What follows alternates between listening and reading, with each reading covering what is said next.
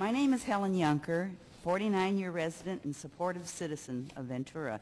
This past week, on July 4th, we celebrated Independence Day and the 231st birthday of this great nation. It was marked with parades, patriotic celebrations, fireworks, and an overall coming together of proud Americans everywhere. I myself had the pleasure of viewing the bombs bursting in midair from the upper level of the Ventura College's fairly new Learning Center and Library building, along with many other guests, including Councilman Bill Fulton and Jim Monahan. However, this date holds for me an extremely unhappy and abhorrent event which occurred at the July 2nd, 2001 meeting, that's 6 years ago, when the then Mayor Sandy Smith led a walkout of all the City Council members from the council chambers, with the exception of Carl Morehouse and Jim Monahan, who remained in their seats and who obviously recognized the gravity of such unprovoked and very questionable conduct. The entire sound system was shut down, leaving myself and the audience in shock. I had just finished a monthly presentation regarding my already 4.5-year fight with the city to fix the collapsed slope on its Lot 7, which was the lateral support of my home and which, if not fixed, threatened to destroy my home. Attorney Bob Bain was allowed a rather lengthy, nasty, accusatory challenge to the content of my talk, emphasizing that I had been treated fair and square. I was able to speak just 3 sentences to refute his veiled lies when Sandy Smith led the walkout. This entire travesty was a blatant violation of my freedom of speech and evoked widespread criticism throughout our community. This was the first walkout in the history of Ventura to silence a citizen by the misuse of bureaucratic power to usurp one's freedom of speech and to disregard common decency and fairness. Now you will understand why I call July 2nd, 2001 my day of infamy, and why it is so important for me to remind all citizens how easily your constitutional rights can be stolen or disregarded. As the icebergs are slowly vanishing, so are your rights. So always be on guard to protect them. In the June 15th issue of the Star, in the article, Ventura Mayor Explodes Myths, Mayor Morehouse is reported as saying that Ventura had a handful of individuals with personal motives who blast City Hall every chance they get, expounding its council meetings, people who are not bound by normal rules of accuracy or fairness. I certainly hope that I am not included in this less than kind description, because I would greatly resent that. Yes, I have had a personal motive in coming here at least 60 times. That and providing documented information in my long struggle with the city to fix the landslide on lot number 7 to save my home. I have always been objective, not objectionable.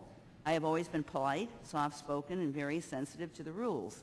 And I intend to continue my monthly presentations until such time as the new owner can provide stabilization with his proposed development plans.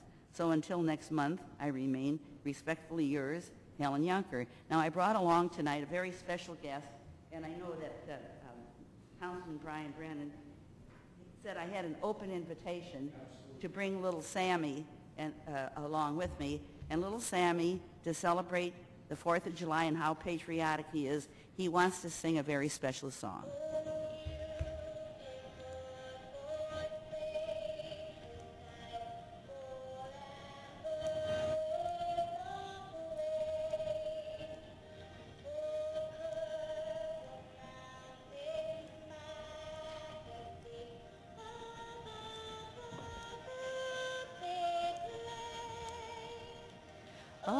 America, America, God shed his grace on thee, and crown thy good with brotherhood from sea to shining sea.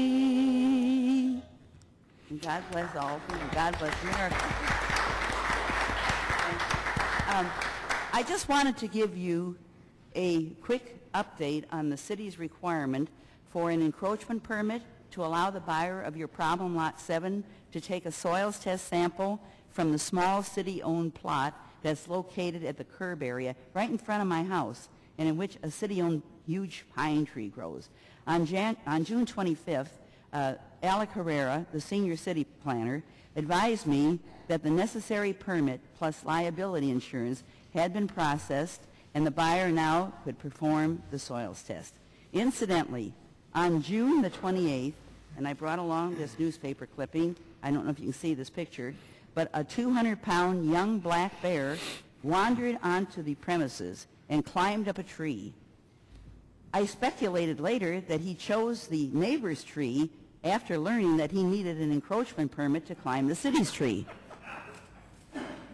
The episode ended 3.5 hours later when the errant bear was successfully tranquilized and transported to the National Forest.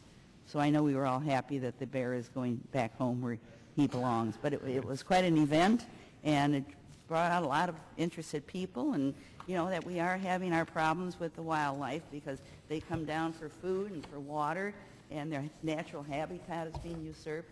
So I think we're going to have more and more and more of that.